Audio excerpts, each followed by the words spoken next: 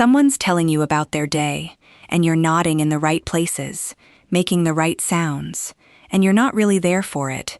Then you reach the end of the evening and can't name a single moment you were fully inside. You did everything the day asked, you just weren't present for any of it. There's a pane of glass between you and your own life, and you can't remember when it went up. Presence usually doesn't come back because you order yourself to feel it. That only thickens the glass. In the Chinese wellness idea of sheng, you tend ordinary life through small, repeated acts instead, and presence may begin to return through quiet moments of contact with your body, the room around you, the people near you. One honest thing before the practices: numbness has many possible causes: stress, grief, depression, trauma, medication, illness, sometimes nothing obvious. And what follows are gentle, supportive practices, not treatment. If it lasts more than a couple of weeks, affects your sleep, appetite, or daily life, makes you feel unreal or outside your body, or brings any hopelessness or thoughts of harming yourself, please talk to a doctor or a mental health professional. Start with your body, the part of the present that's easiest to reach.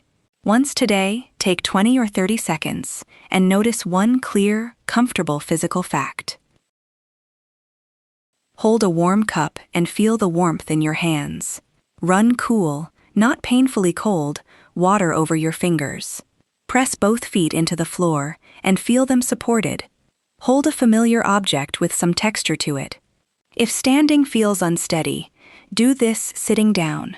There's no version of this you have to stand for. You're not trying to feel an emotion here. You're noticing one true thing and saying it plainly to yourself. My hands are here. My feet are supported. This cup is warm. I won't tell you this is the fastest way back, or that it works for everyone, because it doesn't. What it offers is small and real. For 20 seconds, one part of you is clearly here, in the actual present, and not behind the glass. You don't have to build anything on top of it. Noticing the one fact accurately is the entire practice. And if you ever feel overwhelmed, stop, look around the room, and let that be enough for today. The second practice sounds almost too simple, and it does something different from the first. The first one found your body. This one finds where you are. You know the feeling of sitting in the car after you've already arrived somewhere, because going inside feels oddly far away? That's the moment this is for. When you notice the distance has come down, stop and orient yourself, out loud or silently. Name 3 things you can see. Name 2 things you can hear. Name 1 surface holding you up: the chair, the floor, the ground beneath you. Then say, plainly, where you are and what part of the day it is. I'm in my kitchen. It's morning. The chair is holding me. That's the whole thing. It isn't meant to change how you feel, and it won't fix a mood. It just places you. Numbness leaves you unsure, in a quiet way, of where and even when you are. Naming the room and the hour puts you back on the map. You've done it when you can say where you are, what part of the day it is, and 3 real things around you. Have you ever folded the same shirt twice, because the first time your hands did it, and you weren't there? Numb days often feel shapeless for exactly that reason. Things get done, but nothing is consciously begun and finished. The hours run together because you weren't present at the edges of any of them. So once a day, take one ordinary task that has a clear beginning, middle, and end, and stay with the whole of it. Make 1 cup of tea, wash 3 dishes, fold 5 things, peel and eat 1 piece of fruit, no phone, and nothing else at the same time. When it's done, pause for 5 seconds and say, to yourself, that's finished. The point isn't to get something done. You'd have done it anyway. It's to inhabit 1 complete piece of time and actually be there for the whole of it, from the first moment to the last. Most of a numb day is spent half here, several things at once, none of them fully entered. This is 1 small stretch you enter completely, and come out the other side of knowing you were present for it. 1 task, consciously started, finished, and quietly acknowledged. This one adds movement, and it's about rhythm more than sensation. For 2 to 5 minutes, move in a way that's comfortable for you and let your attention rest on the rhythm of it.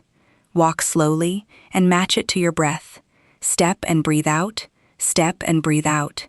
If walking isn't easy, shift your weight gently from side to side while holding a stable surface, or march slowly while seated, or raise and lower your hands in a slow, even beat. Slow, deliberate movement runs through a great deal of Chinese wellness. Tai Chi is one familiar example, though I'm not offering it as a treatment for anything. The idea is plain. A steady rhythm may give your attention something physical to follow, instead of slipping away. Whatever version fits your body is the right one. This isn't about fitness, and there's no pace you're failing to reach. Keep it gentle, no strain, and stop if anything hurts. 2 comfortable minutes, with your attention resting on the rhythm, is a complete practice, and there's nothing you have to push past. The first 4 practices help you locate yourself, in your body, in the room, in one finished task, in a physical rhythm, but you can know exactly where you are and still feel nothing at all. That's where the next practices begin. They don't ask you to produce a feeling, they make a little room for one, in case it comes. Notice what your hand does the moment there's a pause, waiting for the kettle, sitting in the parked car after you've arrived, standing in a queue, getting into bed. For most of us, it reaches for the phone, and I want to be careful how I say this. The screen very likely didn't cause the numbness. It may simply have become the place you go whenever the silence feels difficult to sit in. So once a day, pick one of those predictable moments and wait 10 seconds before you reach. In those 10 seconds, don't try to feel anything. Just ask, what's here right now? A sensation, a thought, some tiredness, some restlessness, or nothing? Nothing is a completely valid answer. After the 10 seconds, you can still pick up the phone if you want to. The pause is the whole practice, not going without. You're not proving anything, and you're not giving anything up for good. You're just leaving one small gap open long enough to notice what's actually in it, instead of reaching past it out of habit. And if the quiet ever feels like too much, you don't have to push through it. Go back to naming the room, and let that be where you land. The 6th practice gives a feeling somewhere safe to arrive, without asking you to manufacture one. So it comes in 2 steps. First, the gentle version. Put yourself near something neutral and pleasant, and just let it be there. Sunlight through a window, a familiar cup of tea, a calm piece of instrumental music, a photograph of a place you like, a place, not a person it might hurt to look at. Sit with it for a minute or 2. Then, when and only when it feels safe, you can try something that once meant more. A song you loved, a photograph, a poem, a memory. Sit with it the same way, and notice whatever comes. Warmth, sadness, irritation, tenderness, a memory, or nothing at all. No response is not a failure. It's just information. Here's the honest heart of it. You don't have to prove that you can still feel. You're only giving feeling somewhere safe to arrive, if it's ready. And if any of this brings up something overwhelming, that's your signal to stop and reach for support, not to sit with it alone. I didn't fully hear you. Could you say that again? Today has felt flat. I'm glad you called. I don't need you to fix anything. I just wanted to say it out loud. Any one of those. This practice isn't about socializing more. It's about one moment where you stop performing and say something true. Once, choose one safe person and say one honest sentence to them. In person, by phone, a message, a voice note, whichever you can actually manage. It can be small. What matters is that it's real, and that for that one sentence you're not performing. Numbness makes you perform hardest with people. You run the right responses, you keep the conversation going, and you're barely inside any of it, which is a particular kind of lonely. One true sentence steps out from behind that, briefly. If there isn't someone close at hand, and for a lot of people there genuinely isn't, a recurring support group, a community or faith gathering, or a health professional can be that safe place instead. I won't promise that one honest exchange brings you back, but being truthfully seen for 30 seconds may reach somewhere a whole day of performing never touches. You say one true thing and let it land however it lands. The last practice is a question you ask at the end of the day, and it has to stay honest to be worth anything. The question is simply, was there one moment today when I felt clearly here?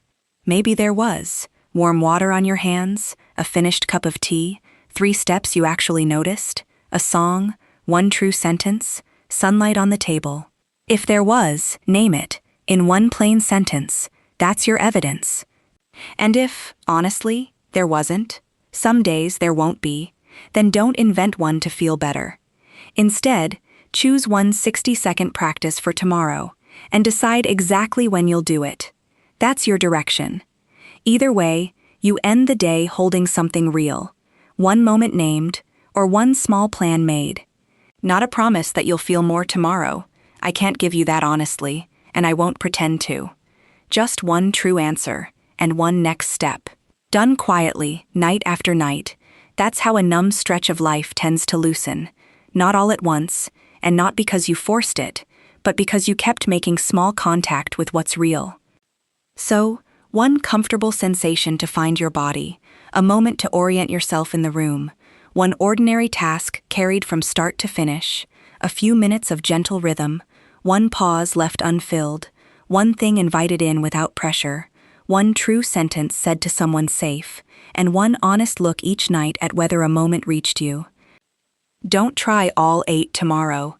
Choose the 1 place the numbness sits heaviest, cut off from your body, unsure where you are, moving through the day barely noticing it, or going through people without being there, and begin only with that. The part of you that noticed the numbness hasn't gone anywhere. It's the part still looking for contact with life. Begin there, not by demanding the color come back, but by noticing 1 real thing. What is 1 ordinary thing you'd like to feel fully present for again? Tell me in the comments. Next time, the Chinese habits for a mind that won't stop working long enough to rest.